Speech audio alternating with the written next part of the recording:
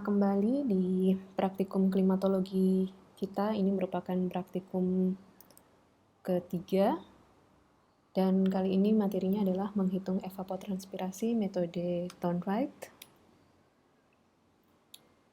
Dan ini sekedar untuk mengingatkan di mana posisi kita saat ini adalah pertemuan ke-12 menghitung evapotranspirasi metode Thornwright. Kemudian kita masih punya dua pertemuan lagi untuk menghitung kebutuhan air tanaman, dan juga yang terakhir ada studi kasus iklim dan pertanian. Oke. Tujuan dari dilaksanakannya praktikum hari ini adalah kalian dapat menghitung evapotranspirasi dengan menggunakan metode Thornwright. Ini merupakan salah satu metode yang paling sederhana karena kita memang kondisinya agak sulit, dalam artian kita tidak bisa melakukan pengukuran langsung, sehingga saya hanya akan memberikan informasi tentang bagaimana cara menghitung dengan menggunakan rumus yang disusun oleh Thornwright. Nah, sebelumnya seperti biasa saya akan menyampaikan sedikit dasar teori. Jadi evaporasi pada dasarnya terdiri dari dua kata, evapotranspirasi itu sebenarnya berasal dari dua kata, evaporasi dan transpirasi, dan ini menunjukkan proses pertukaran molekul antara permukaan air dan atmosfer secara timbal balik. Jadi apabila lebih banyak molekul air yang lepas dari permukaan air sehingga konsentrasi uap air meningkat di atmosfer, itu menunjukkan proses evaporasi sedang berlangsung. Jika proses perpindahan itu juga berlangsung dari tanaman, maka gabungan antara keduanya disebut sebagai evapotranspirasi. Perhatikan gambar yang ada di samping kanan ini. Jadi evapotranspirasi itu bisa dari tanah, karena dalam tanah itu kita tahu ada ruang pori yang biasanya diisi oleh air. Kemudian juga ada transpirasi, yaitu dari jaringan tanaman, dalam hal ini stomata. Oke. Nah, salah satu ahli yang memfokuskan untuk melakukan penelitian tentang evapotranspirasi itu salah satunya adalah Penman. Dan menurut Penman, proses evapotranspirasi itu berlangsung secara potensial bila penguapan air berlangsung dari suatu permukaan yang ditanami rumput yang seragam dan kandungan air tanah dalam kondisi lebih besar dari kapasitas lapang, atau dalam artian tidak ada hambatan. Artinya seperti ini. Kita tahu bahwa jenis tanaman yang berbeda itu akan mempunyai tampilan yang berbeda. Ketika tampilannya berbeda, maka biasanya kebutuhan air tanamannya pun akan berbeda. Bahkan dalam jenis tanaman yang sama, jika fase pertumbuhannya berbeda, dia akan membutuhkan air yang berbeda pula jumlahnya. Nah, karena itu di sini evapotranspirasi potensial itu dilakukan dengan mengukur dari suatu lahan yang ditanami rumput yang seragam, dalam artian jenisnya sama, fase pertumbuhannya pun ada dalam fase yang sama. Kemudian kandungan air dalam kondisi kapasitas lapang. Apabila air berada dalam jumlah yang tidak cukup, maka tentu saja tidak akan ada yang bisa diuapkan, dan itu menyebabkan evaporasi tidak mencapai nilai potensialnya.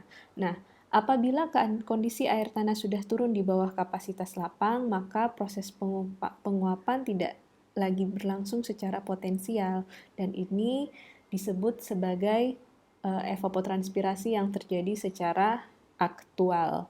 Oke, perhatikan grafik yang ada di samping kanan. Kita lihat dulu garis yang paling atas tentang evapotranspirasi potensial. Sumbu horizontal itu menunjukkan kelembapan. Jadi dengan bertambahnya kelembapan, maka evapotranspirasi potensial itu biasanya nilainya akan tetap. Tapi jika kelembapannya berkurang, maka kondisi dari evapotranspirasi potensial pun akan berkurang. Nilainya akan tetap, tetapi evapotranspirasi aktual nilainya akan semakin berkurang. Ketika kondisinya sudah melewati kapasitas lapang, maka evapotranspirasi aktual nilainya bisa sama dengan evapotranspirasi potensial, atau paling tidak mendekati nilai evapotranspirasi potensial. Nah, untuk mengukur besaran evaporasi yang terjadi itu dapat dilakukan dengan beberapa. Yang pertama itu evaporasi panci kelas A menggunakan pengukuran langsung, yaitu evaporasi panci kelas A, atmometer, dan juga lisimeter. Kemudian juga ada pendekatan tidak langsung melalui transfer massa aerodinamik, kemudian ada keseimbangan energi, kemudian pendekatan gabungan antara transfer massa dan keseimbangan energi, dan yang terakhir ada pendekatan empiris. Selanjutnya juga ada pendekatan neraca air. Ini adalah panci kelas A. Gambar di sebelah kanan kalian adalah panci kelas A. Ini merupakan alat standar yang dikenal sebagai evaporimeter. Nah, evaporimeter panci kelas A ini ukurannya diameter 120,7 dan tingginya 25,4 cm. Jadi tinggi air dalam panci selalu dijaga sekitar 5 cm. Dan kalau sudah turun lebih dari 2,5 cm harus ditambah supaya posisinya kembali ke 5 cm dari atas bibir panci tersebut. Nah, tinggi air yang hilang dengan curah hujan yang terjadi dalam suatu periode pengukuran itu dianggap sebagai evapotranspirasi yang terjadi atau dirumuskan sebagai evaporasi sama dengan jumlah air yang datang dalam bentuk hujan atau tinggi hujan yang terjadi antara dua periode pengukuran ditambah atau dikurangi dengan jumlah perubahan tinggi air. Kemudian saya masuk lebih dulu ke pendekatan neraca air. Jadi pendekatan neraca air ini menggambarkan bahwa ada keseimbangan antara masukan yang diterima oleh suatu sistem lahan dengan banyaknya air yang hilang melalui proses evapotranspirasi. Jadi dalam suatu sistem lahan itu input masukannya dapat berupa presipitasi curah hujan, kemudian di dalam proses lahan tersebut akan ada terjadi air permukaan, kemudian aliran permukaan, dan atau juga ada adveksi uap air, tapi juga ada jumlah yang hilang melalui evapotranspirasi dan juga misalkan drainase. Nah, pendekatan tidak langsung itu melalui transfer massa, neraca energi, gabungan antara transfer massa dan neraca energi, juga pendekatan empiris. Nah, transfer massa biasanya itu diasumsikan bahwa perpindahan uap air dari permukaan air ke atmosfer merupakan perpindahan massa di mana berlaku hukum perpindahan massa, yaitu massa yang berpindah dari permukaan dengan tekanan tinggi ke tekanan rendah, dan laju perpindahan akan dipengaruhi besarnya tekanan atmosfer. Jadi atmosfer kita selalu mencari cara supaya bisa seimbang, dan tahanan atmosfer inilah yang menyebabkan terjadinya perpindahan uap air tersebut. Kemudian yang berikutnya, supaya terjadi keseimbangan tersebut, maka gaya yang dapat memindahkan uap air ini adalah angin. Jadi transfer massa pada dasarnya didasarkan pada asumsi bahwa angin merupakan faktor utama yang menyebabkan terjadinya evaporasi. Selanjutnya ada neraca energi. Jadi diasumsikan bahwa untuk menguapkan 1 gram air itu dibutuhkan energi matahari sebesar 590 kalori.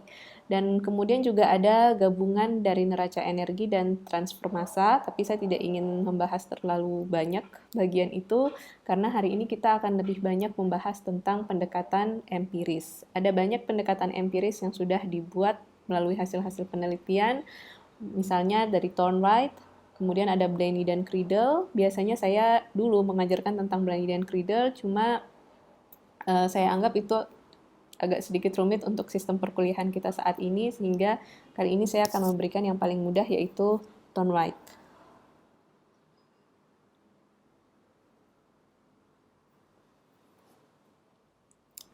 Metode ini akan saya jelaskan lebih lanjut kemudian, tapi sebelumnya saya ingin memberikan pengantar sedikit tentang transpirasi. Jadi ingat kembali bahwa transpirasi itu berlangsung melalui stomata dan lentisel, dapat juga melalui kutikula daun, eh, air untuk transpirasi diperoleh melalui translokasi air melalui silem dari akar ke daun.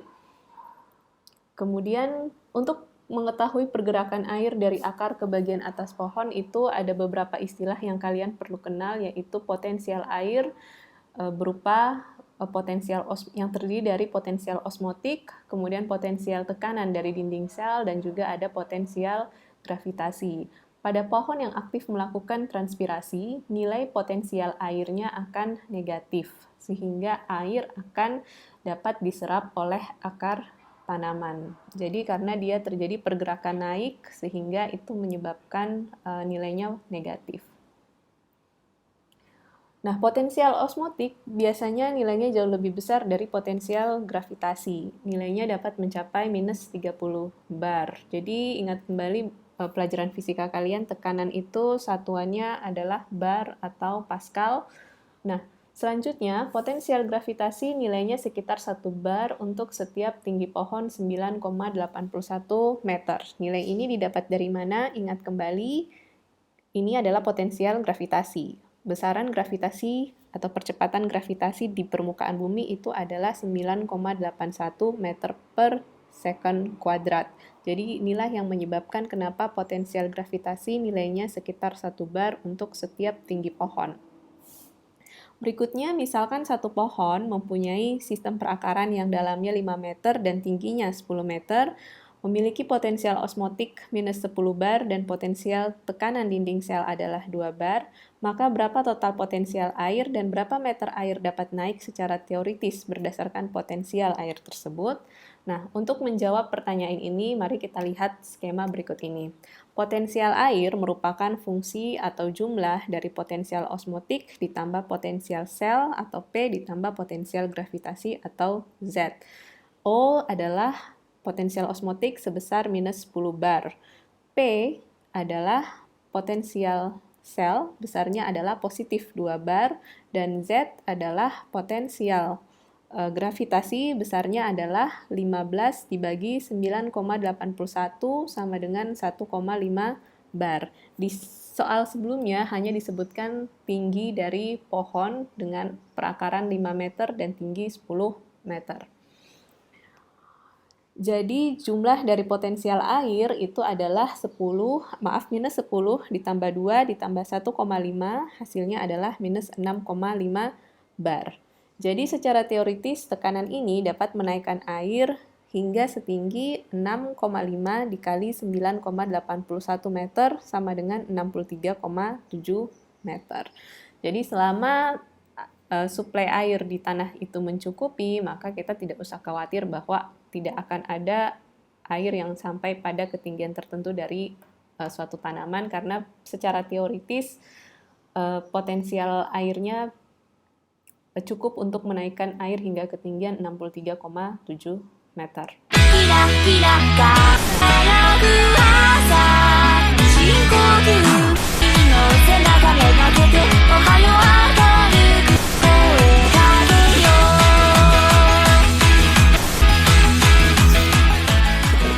Kita akan adakan kuis evaluasi untuk menilai pemahaman kalian.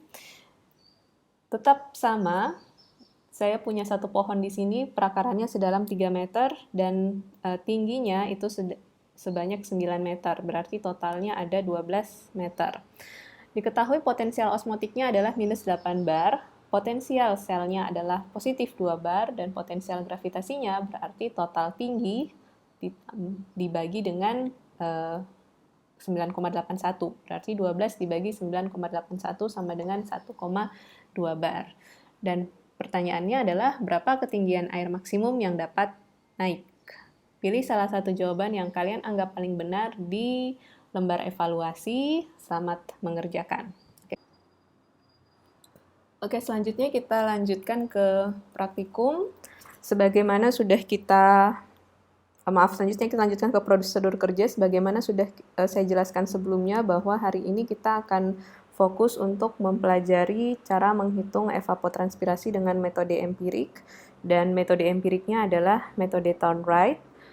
Silahkan download panduan praktikum untuk lebih jelasnya melihat prosedur kerja di sana, tapi secara garis besar juga akan saya jelaskan di sini. Jadi prosedur kerjanya adalah download data suhu udara bulanan untuk masing-masing kelas. Kalian lihat ada link yang disertakan dalam halaman yang sama untuk praktikum kali ini. Kemudian yang berikutnya, hitung nilai I untuk masing-masing bulan dengan rumus I sama dengan T pangkat 5, T bagi 5 di pangkat 1,54. I ini merupakan indeks panas setiap bulan. Kemudian T-nya adalah nilai suhu rata-rata atau T rata-rata. Kemudian buat tabel I untuk setiap bulan, lalu hitung nilai I dalam 1 tahun dengan rumus sebagai berikut. I adalah sigma dari I setiap bulannya. Dan kemudian hitung nilai A yang merupakan fungsi dari total I dari 1 tahun tersebut dengan persamaan yang ada di sini. Dan selanjutnya cari evapotranspirasi setiap bulan dengan rumus evapotranspirasi potensial itu adalah 16 dikali 10T dibagi I di pangkat A. Oke, mari kita lihat tutorialnya yang saya peragakan dalam bagian berikutnya dari video ini.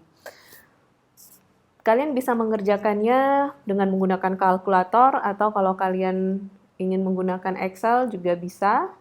Dan di sini kita akan coba mengupas satu persatu langkah-langkahnya. Data data suhu bulanan kalian nanti akan diberikan dalam bentuk seperti ini.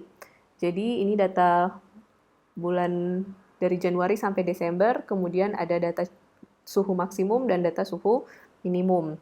Minggu kemarin kalian sudah belajar caranya menghitung suhu rata-rata. Jadi 0,5 dikali maksimum ditambah minimum.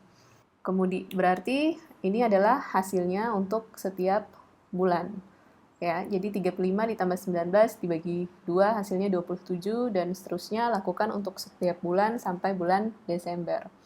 Kemudian hitung nilai I atau indeks panas untuk setiap bulan dan tambahkan sebagai satu tabel, satu kolom tersendiri. Atau hitung nilai I masing-masing bulan, rumusnya sebagai berikut, dengan T adalah nilai rata-ratanya. Jadi gunakan nilai-nilai ini ya, dan seterusnya sampai 28. Oke, kita dapatkan nilai I 13,42, 13,81, dan seterusnya. Selanjutnya, hitung nilai I dalam 1 tahun dengan menggunakan rumus berikut.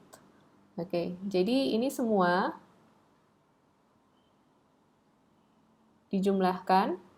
Silahkan kalian bisa menggunakan fungsi sum di Microsoft Excel atau bisa menggunakan kalkulator, yang mana saja yang lebih mudah buat kalian untuk mendapatkan nilai jumlah dari I setiap bulan dalam bentuk indeks panas tahunan. Hasilnya adalah ini, 146,18. Langkah berikutnya adalah hitung nilai A dengan menggunakan nilai indeks panas tahunan ini, dimasukkan di setiap rumusnya. Oke, dan itu memberikan kita hasil 3,52. Langkah terakhir adalah cari ETP tiap bulan dengan rumus ETP sama dengan 16 dikali 10T dibagi I di pangkat A. Yang hasilnya adalah sebagai berikut. Jadi kisaran evapotranspirasi potensial yang terjadi itu adalah 138,71 untuk bulan Januari dan seterusnya sampai yang terendah itu ada di bulan Juli, yaitu 67,46. Kalau kita lihat di sini maksimumnya terjadi di bulan Desember 157,65.